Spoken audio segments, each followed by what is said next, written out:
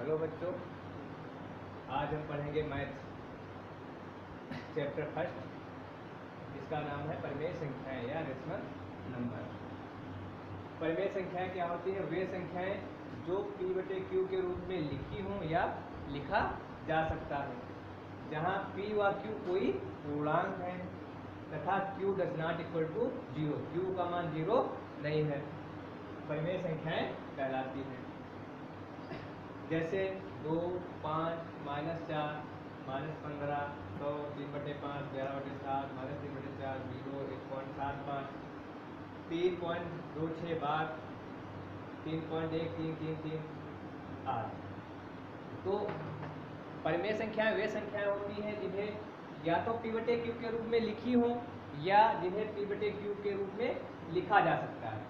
जैसे कोई भी संख्या हो, जैसे इनमें से कोई संख्या 2 लिखी हुई है तो 2 को हम लिख सकते हैं 2/1, तो ये ऊपर वाला p हो जाएगा, नीचे वाला q हो जाएगा, तो ये p/q के रूप में लिखी है, अतः ये 2 क्या है? परिमेय संख्या है। इसी प्रकार से 5 को हम लिख सकते हैं, इसी प्रकार से -4 को लिख सकते हैं, इसी प्रकार से -15 को लिख सकते हैं। आगे वाली ये लिखी हुई है, और आगे जैसे लिखा है 1.72, इसका अगर हम दशमलव हटा देंगे तो इसको लिख देंगे, नीचे 100 आ जाएगा, 2 0 आ जाएंगे, तो ये 172/100 हो जाएगा। ये भी p/q के रूप में लिखी है, तो ये भी परिमेय संख्या हो जाएगी। बाकी की ये वाली संख्याएं, इनको भी हम p/q के रूप में लिख सकते हैं, वो हम लोग आगे पढ़ेंगे। ये वाली संख्या भी p/q के रूप में लिखी जा सकती है। तो ऐसी संख्याएं जो p/q के रूप में लिखी हो या लिखी जा सकती हो, सारी क्या होती हैं? परिमेय संख्याएं होती हैं। अब यहाँ पे बात आती है जीरो की। जीरो भी यहाँ पे हमने लिखा है, तो जीरो को भी हम 0/1 या 0/2 या 0/ कुछ भी ले सकते हैं। तो इसको भी हम p/q के रूप में, ऊपर वाला p हो जाएगा, नीचे वाला q हो जाएगा, तो p/q के रूप में लिख सकते हैं। जहाँ पर कंडीशंस की फॉलो कर रही है, जहाँ पर p व q पूर्णांक है, p पूर्णांक है तो 0 एक पूर्णांक है, q पूर्णांक है 2 भी पूर्णांक है।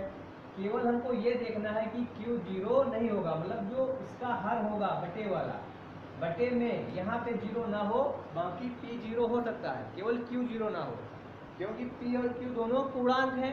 तो पूर्णांक माइनस की चाहे जितनी संख्या हो, प्लस की जितनी संख्याएं हों, और 0 सहित वो सारे पूर्णांक होते हैं।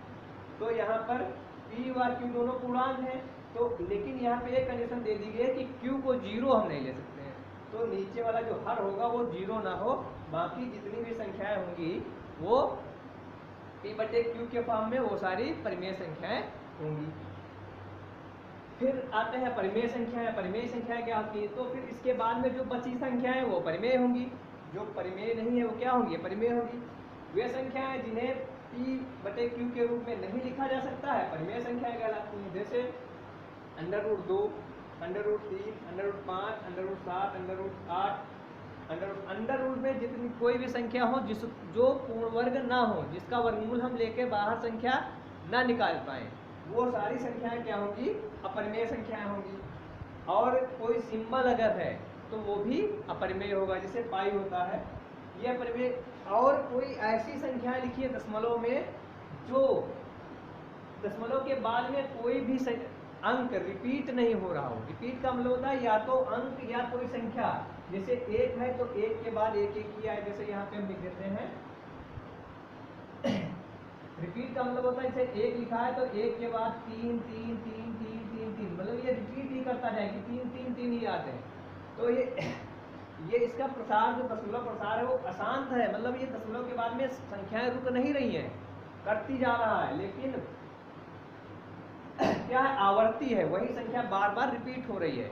तो ऐसी संख्याओं को हम p/q के रूप में लिख सकते हैं, इसलिए ये सारी संख्याएं जो होंगी वो परिमेय संख्या होंगी। जैसे दूसरी संख्या हम लिख देते हैं, लिखा है 2.67676767, ऐसे ही करके आ रहा है 6767। तो ये भी संख्या देखो, इसके बाद में ये संख्या 167 जो है वो बार बार रिपीट हो रही है, ये भी आवर्ती है। इसका भी दशमलव प्रसार अशांत और आवर्ती है, मतलब रुका नहीं है, लेकिन बार बार रिपीट कर रही है, एक ही संख्या बार बार रिपीट कर रही है। तो ये भी, इसको भी हम p/q के रूप में लिख सकते हैं, तो ये भी हमारी परिमेय संख्या है। इसको हम लिखते हैं ऐसे इस फॉर्म में लिख देते हैं 1.57 है, अगर 77 आ रहा है तो उसके ऊपर बार लगा देते हैं, एक डंडा खींच देते हैं बार जिसे पढ़ते हैं। तो इसका मतलब होता है कि अगर बार हम हटाएंगे तो इसके आगे 7 ही आता चला जाएगा, और ये परिमेय संख्या है क्योंकि इसके बाद संख्या रिपीट हो रही हैं, और जब संख्या रिपीट होंगी तो हम इसको हम क्या करेंगे P/Q के रूप में लिख सकते हैं, वो हम लोग आगे पढ़ेंगे। अगर रिपीट नहीं कर रही है, जैसे यहाँ पे हमने देखा कि 1.10 लिखा, फिर 1 लिखा, फिर 001 लिखा, फिर 0001 लिखा, मतलब एक बार 1 0, फिर आया 2 0, फिर 3 0, 4 आएगा, 5 आएगा, 6 आएगा। तो ये बार बार कोई संख्या रिपीट नहीं करी। जैसे मान लो हम देखें कि ये यहाँ 1 है, यहाँ 1 नहीं है, तो 1 को रिपीट नहीं कर रहा। फिर हम देखते हैं 10, चलो यहाँ 10 हो गया, यहाँ 10 हो गया, आगे तो 1 है, फिर नहीं रिपीट किया। फिर हम थोड़ा और आगे बढ़ गए, हमने कहा 101 देख लेते हैं, 101 यहाँ पर है लेकिन यहाँ पे 101 नहीं है, तो ये रिपीट नहीं कर रहा है।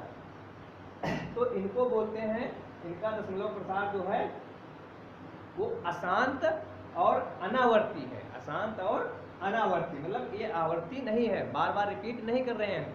तो ये जिन संख्याओं का दशमलव प्रसार अशांत और अनावर्ती होगा वो सारी संख्याएं क्या होंगी, अपरिमेय संख्याएं होंगी।